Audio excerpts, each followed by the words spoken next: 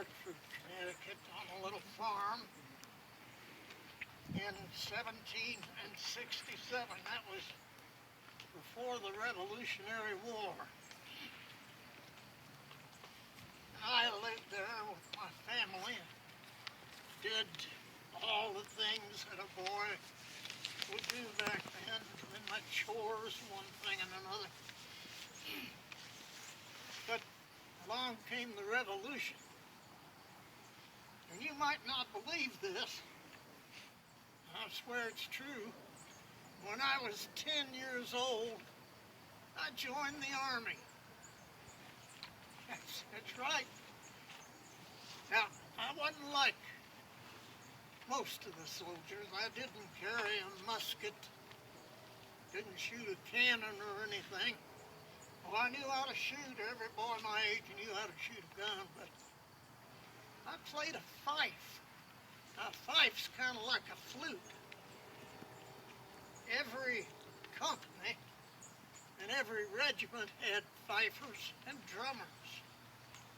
And they had different jobs. One of their jobs was to entertain the soldiers and dignitaries. We played for all the marches and all the drills. But our main job was during a battle, by the drummers beating certain beats and the fifers playing certain tunes, we could pass on the orders of the commanding officer, and they could hear us above the shooting. And if I say so myself, I was a pretty good fifer. I wasn't very big, but I could really blow that fife. Now, we fought some battles, I'll tell you, and some skirmishes. We gave the British what for a couple of times. But now there was one time when Colonel Webb took me and some of the other boys, and soldiers of course, out to Long Island. We were trying to find out exactly where the British were. We weren't really sure. Well, we found them. Problem was they found us first, and they captured us. Took us prisoner down in Rhode Island. We stayed there for a little while until we was paroled. Now, when you're paroled, they swap soldiers. We give them some of theirs, they give us some of ours back. So me and the colonel and some of the other fellows got paroled. The colonel took me home, back to the farm. I stayed there for a couple of weeks and then came back to the regiment. Those were the days, I'll tell you. Now, you probably heard about Valley Forge. That cold winter of '78, where George Washington's troops had so much trouble, didn't have any clothes or anything. That was bad. That was bad. But that was nothing. Nothing compared to the winter we had in New Jersey the very next year in '79. Now that was a cold one. Let me tell you, pardon me while I sit down, I'm going to give these old bones a rest. Yeah, I remember all the field officers talking about how bad Valley Forge was, but Morristown, New Jersey was worse. The wind was bitter and the snow was up to our waist. All we had were tents for shelter, and each one of us had a wool blanket. That was it. Food and clothing were scarce. Then Colonel Webb announced that General Washington was coming to review the troops, and we didn't have enough shirts to go around, so we cut up the shirts we could find, and we made corners sticking out over our socks to make it look like we had shirts on, and put our jackets over our bare backs and tried to look as best we could. And after the review, Colonel Webb and the field officers announced that they were having a big dinner for General Washington and General Lafayette. Our regimental band was there to play before the dinner, and Colonel Webb called me in and introduced me to the ladies and asked me to sing a song for them. So I did, and they must have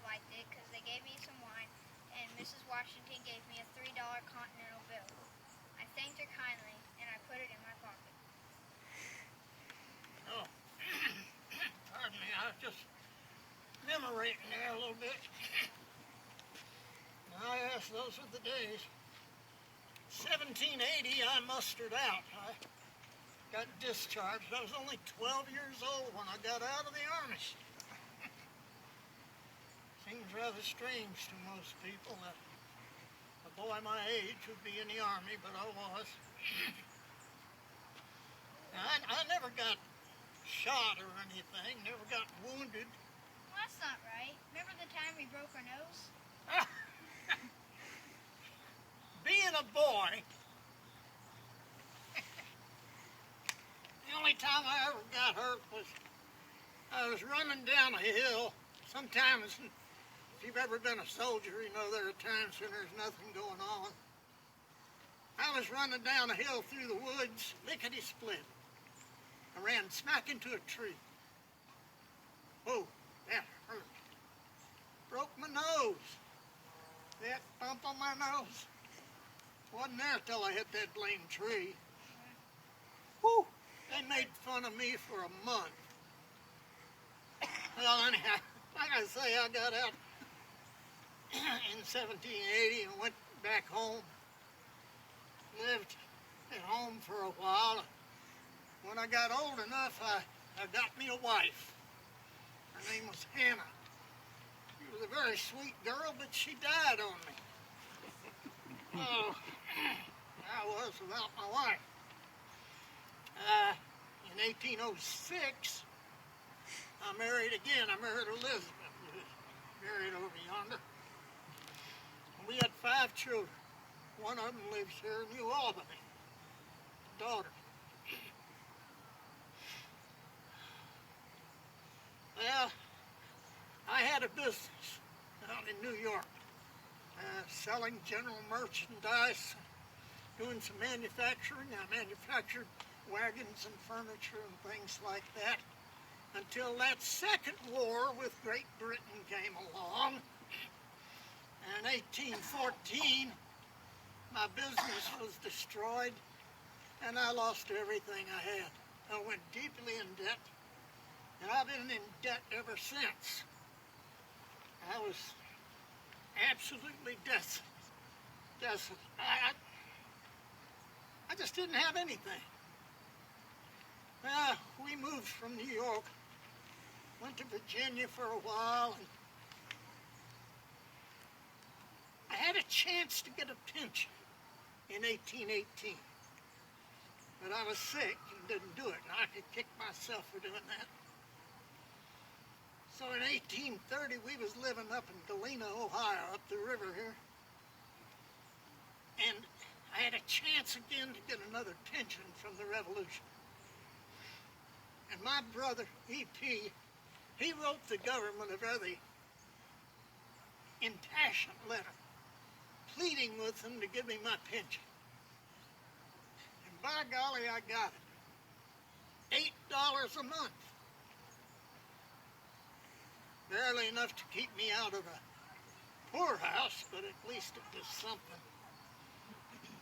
Well, eventually we moved down here to New Albany, and I did odd jobs.